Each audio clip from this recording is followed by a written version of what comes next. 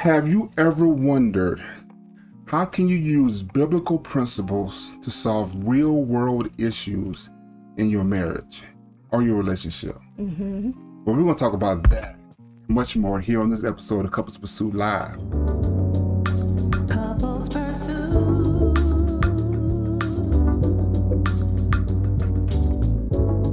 Hello, this is Vincent. And Valerie Woodard. So in this first video, we want to discuss how to handle conflict through communication. Yes. Baby, this is the big one. This is the one we get the most, as far as like the most requested thing to discuss. Right. And the biggest problem. For us to help them with. Right. Is communication. It Can you is. explain that? I mean, I know you did a great job of it, but just wrap it up again. Okay, well, I'll take it from another angle this time. First of all, there is communication. People say they have a, what is the biggest problem in your marriage? Mm-hmm. And a lot of the responses were, the majority of the responses were communication. Well, the issue is that it's not necessarily communication, but it's ineffective communication. Mm-hmm. And so in order for communication to be effective, you have to have a listener, a speaker, and you have to, the definition of communication is the exchange of information for the purpose of understanding, but not just for understanding. That's why I say you have a listener and you have a speaker. So when one person is speaking, the other person is listening, not thinking about what they're going to say in response, but receiving the information, processing that information, and then, if necessary, repeating that information to the person that has said it to them so that there's no misunderstanding about what's being conveyed during this conversation. Because with us specifically, there was often a lot of misconstrued interpretation of what I was saying to him, what he was saying to me, because we were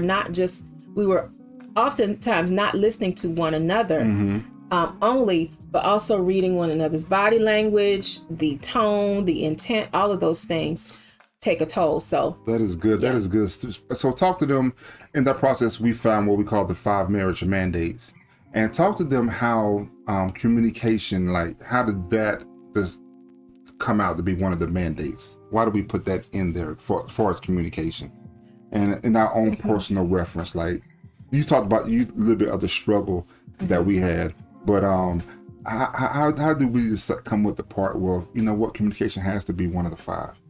Well, when you speak about one of the 5, for those who have not heard before, we have rebuilt our marriage based on biblical principles that we have hewn down into 5 mandates. And the first one is covenant, and the second one is communication. The third one is connection, and then we have calibration, and then that was the 5th one.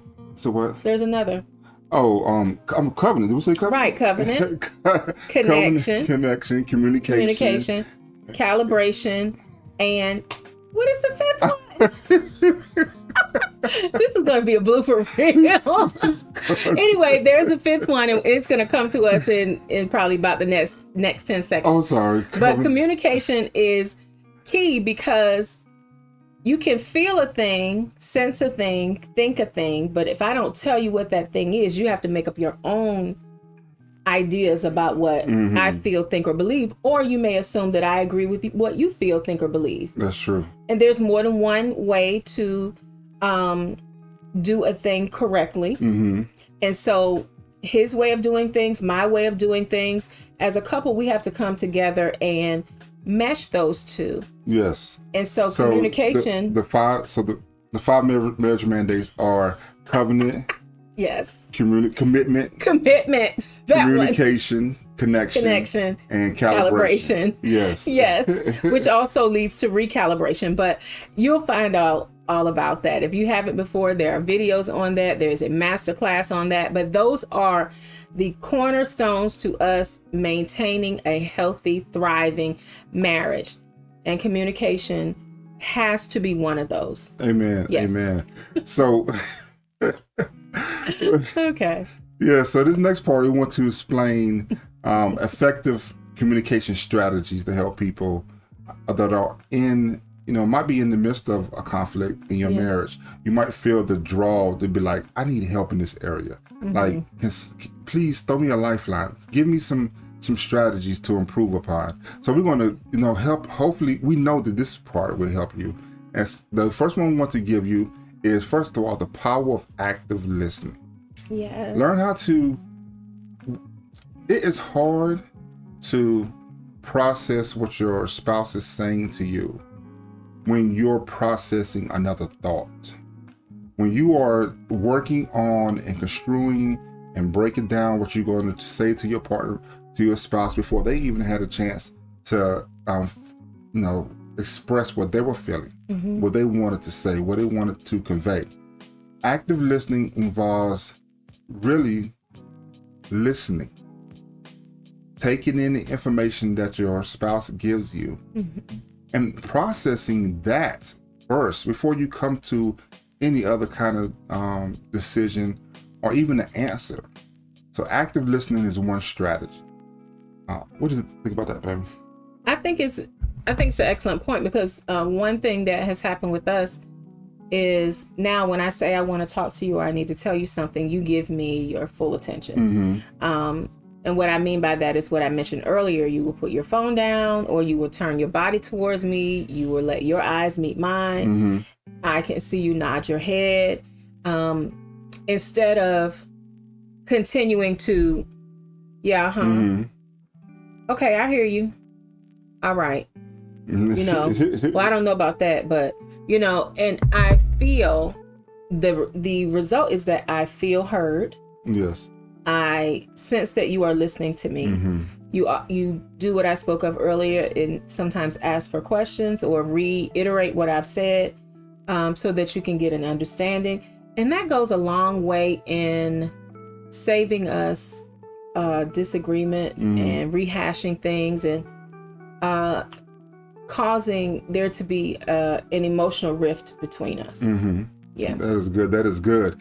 And that takes us to our next point is, you said this sometimes, baby, and it took me years to get the fact that when we're having a conflict, having a discussion about something, respect shouldn't be an option for me when we are talking. Especially when if you still argue, if people still get to the point where they're arguing and trying to force a point home or whatever, and you don't respect your spouse. What I mean by that, like, you talk over them, you belittle them, you talk like, well, that's crazy. Ain't nobody think that. I don't understand why you feel that way. That's crazy to feel that way.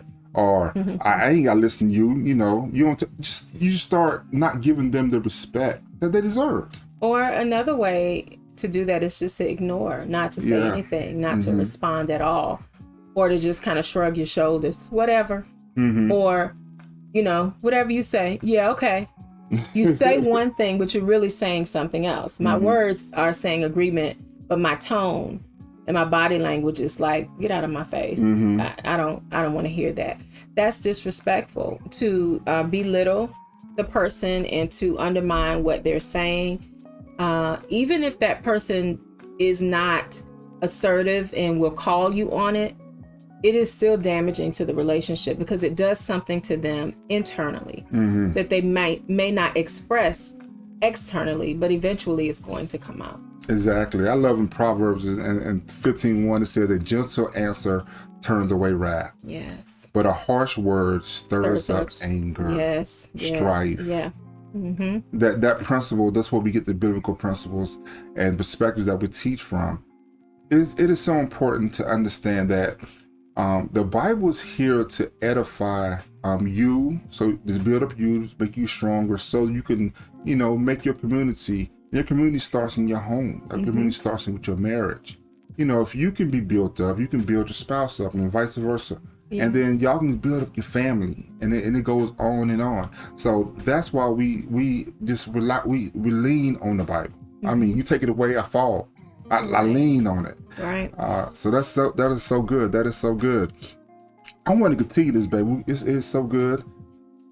I want to talk about rekindling love and connection. Why is it important to keep the connection, like to work on keeping the connection in your marriage? Well, I think we take for granted how much importance connection has. I like to say that connection is the forerunner to communication, because without connection, without the intimacy in intellect, intimacy in the physical and the touching and the emotional, if I don't feel connected to you in those ways, you can say words to me, you can communicate a thought or a desire to me, but it may not carry any weight if I'm not either emotionally, intimately, or intellectually connected to you. Yes. There's a difference in someone. I use an example in one of in a conference that we did recently. If I were to go up to a person and say, "Let me get the keys to your car," depending upon the person, I would get a varied response. If I said it to my husband, it'd be one thing. My daughters, my son might be like, I'm gonna get you need, mama? But yeah.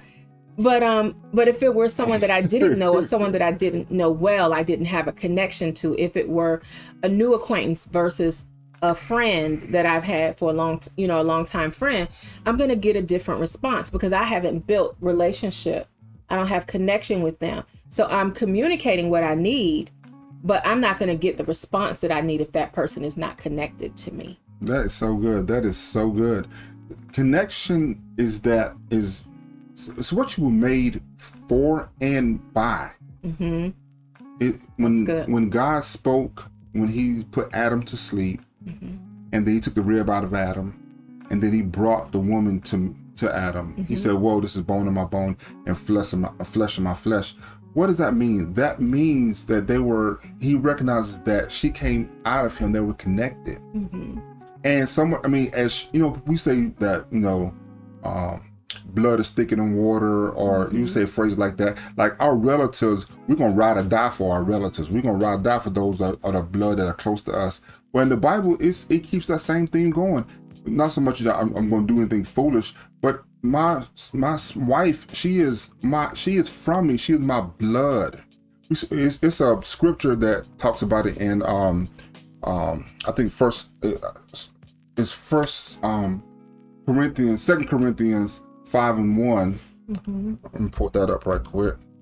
Now, of course, when he says I'm his blood, he doesn't mean literally. We do not have the same blood. We are not related, but he'll explain what he means by that. We are connected. And when Adam saw Eve, he felt the connection. He had never seen a woman before. She didn't look like him other than being a Homo sapien, other than being a human person. She was made very different, softer, different body parts, curvature, and all these different things. But he felt, wow, she belongs to me. Exactly. I belong to her. We are connected.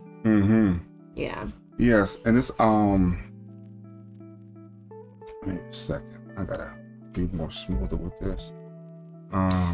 Yeah. So it's very important that if someone you're trying to share information with is aware of you, your thoughts, your feelings, your emotions.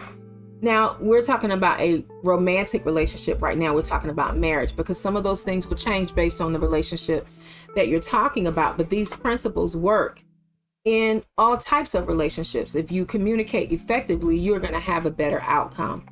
But in a marital relationship, if the person feels connected to you, they're going to feel more comfortable telling you things that are, might be a little vulnerable, might make them feel vulnerable, may make them things that, have occurred that may have made them feel ashamed or doubtful.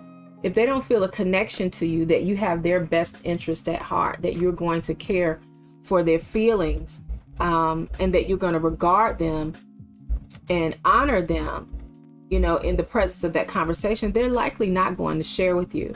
So this is why I say again that communication is important, but it also has to be accompanied with connection. That's right. And it was I gotta find the one in Second Chronicles, not Corinthians. In 2 Samuel 2:5, it said all the tribes of Israel came to David at Hebron and said, "We are your own flesh and blood. And then there's another translation that says that we are your bone and we are your flesh. That's saying that we are related. That means look out for us. We're related to you. Right. We're connected to you. Mm-hmm. We have something in common. We have a similar interest. Exactly. Yeah. Exactly. And so the third part we want to talk about, and we want to talk some more about this so we can flush it out some more, is financial harmony through calibration. Like sometimes one of the issues after they don't talk about communication, I was about to say after we get past communication, but after we don't talk about it, another thing that we don't talk about, we don't discuss fully, is finance. Oh yeah. And we feel this like this taboo to discuss finances with our spouse. Like she shouldn't know our money, and I shouldn't be in her pocketbook. What's your thoughts on that? Well, I can remember a conversation that our daughter had with us, the baby girl, when she was little, and we were talking about accounts and separate accounts and different things like that. And she had a very interesting take on it. And we had the discussion about how it's okay for a husband and wife to have a separate account, but they should always have a joint account that they share, that they should not have separate, like hidden or private accounts.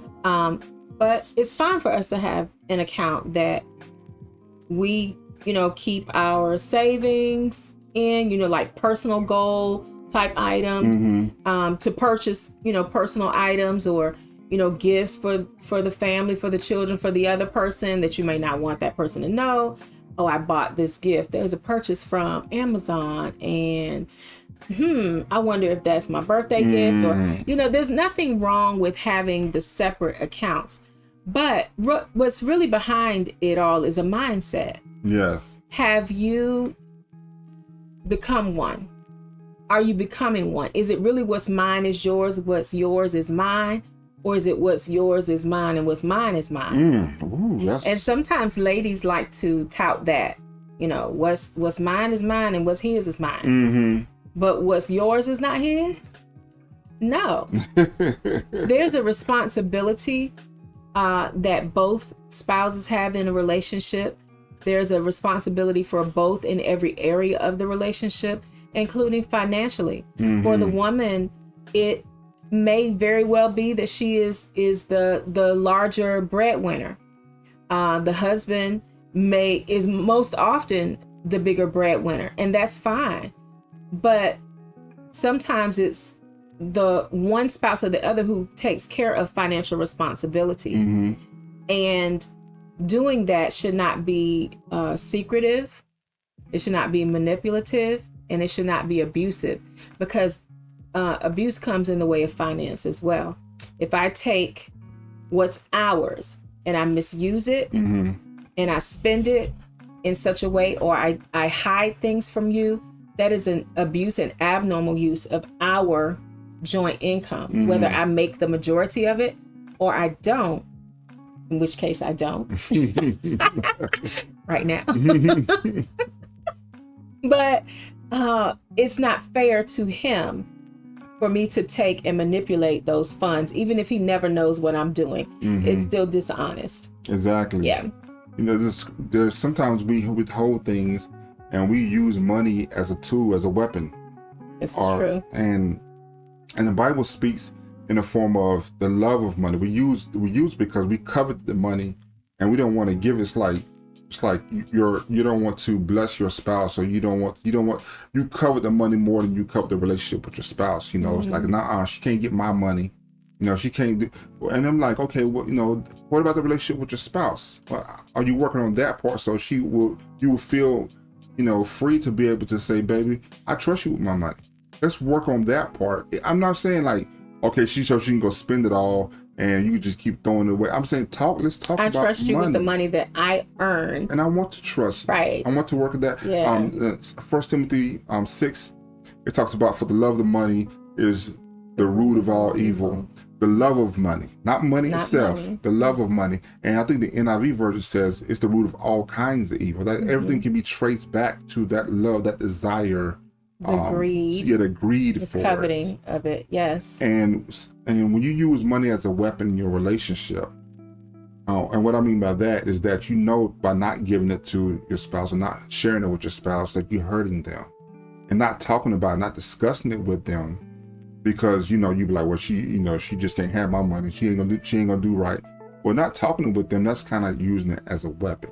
So feel free to talk about money and discuss some things that you have concerns about. Consult those things. You looked at your credit card statement, and an unexpected bill, like my wife spoke about earlier, that we don't want those. We don't want to see, wow, so you spent $700 on what? And see, there's another point.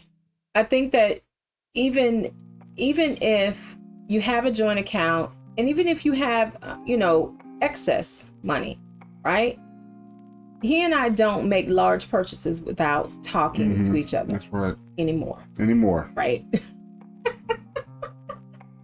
We don't make large purchases without. Until you do one thing. Yeah, without discussing it, because who knows? What if both of you do that at the same time, and you feel like, well, I put more money in than you did, so I should be able to take out a larger amount. Well, then your mindset is not one of unity. If your spouse has issues with money, if they don't do well with balancing the checkbook, there are those of you who still use checkbooks and balance a checkbook, they don't do well with that, guess what? That's a task. You need to sit down. That's part of the better of work, or for worse, you need to sit down, discuss that, figure that out. If one person is better with handling the finances than the other, then let that person handle it. But also remember, for the person who is not better at it, you still need to have knowledge of that, because we never know what's going to happen. And if that spouse, for some reason, is incapacitated, if they died, unfortunately, you would have the responsibility of carrying out those responsibilities. And if you're not able to do it, then that could be detrimental to your family. It could be detrimental to you if you are a widow and you don't know how to handle things. So it's important that we relate and we communicate to one another about everything, and don't use money to fight with one another. That is so true. Yeah. So hopefully some of these strategies you can take home with you and apply it. We talked about, first of all, how to handle conflict through communication. We listed some ways of how to do active listening, the power of active listening, and how that can smooth over a lot of things by just paying attention and listening before you respond back. We talked about the importance of mutual respect, especially in those times if you still argue, you still going through that rough patch of trying to figure out how not to argue all the time and disagree to the point of y'all just can't even talk about it anymore. Like, having mutual respect when those little hiccups can come. And not letting that be an option, like I did. I make the mistake, like I did, being respectful. Letting your anger be the excuse to be disrespectful. Yes. Yeah. And we talked about also rekindling love and connection, and to make sure that it's a work thing. It's something you should strive, and we want to stay connected, because it can drift apart if you let it. It can float apart if you let it. We mentioned ways to the importance of honoring the fact that connection is the precursor, forerunner, yes, of communication. And knowing that you have to actively seek and desire for your marriage to not only just survive, but to thrive. And the last part we talked about was financial harmony through calibration. Having those money talk issues, being able to discuss, be able to feel open about how we're going to handle bank accounts, savings accounts, how we're going to handle savings. Yeah. And I want to say, we mentioned through calibration, but what we mean is by setting a standard and not leaving that standard, or that, what is the technical term you call? A center of spec. A center of spec. So you need to stay within a certain range in the way that you handle your finances. And so when you do that, you'll know if one person gets off or the other person gets off. Okay, we got to come back to the center of spec. We got to come back to the specific way that we have decided to handle it. And if for some reason you need to make changes, then you come to the table and you discuss it, and then you recalibrate and you say, okay, that worked for us in year 1 through 7, but now we have 2 children and we have these responsibilities. We've changed jobs, and let's do things this way. Yeah. Agree upon that and then go forward. Don't just make up your own mind of what you're going to do based on how you feel. We talked about going out to eat. You go out to eat because I don't like to cook, you don't like to cook, but now we have children. Now we have responsibilities at home. Maybe a grandchild, whatever, and we both really can't afford to both go out to eat. Or it's just a waste. It's a waste. A waste of money. You're spending as much on the mortgage or the car payment as you are on your food bill. But have those conversations with you. That's what the financial harmony is. It's what you both agree upon. Right. Yeah, hopefully this has helped you. And if you think this can provide value with someone else, I urge you to please share it with them. And you can learn more about us. You can go to our website at couplespursuit.com. And for all our social media links and also some free resources for you, you can go to couplespursuit.com/links. And that'll just take you all things Couples Pursuit. Yes. So take us out, baby. Well, I just want to say thank you again for joining us as well. We hope that you will come back. We hope that you learn something that you can take with you and keep with you. And as always, we pray that the Lord will bless you, keep you, make his face shine upon you, that he would be gracious to you, lift up his countenance towards you, and give you peace. Until next time, we'll see you again here on Couples Pursuit Live. Bye. Thank you for watching this episode of Couples Pursuit Live. If you enjoyed this video, here's another one we think you'll like.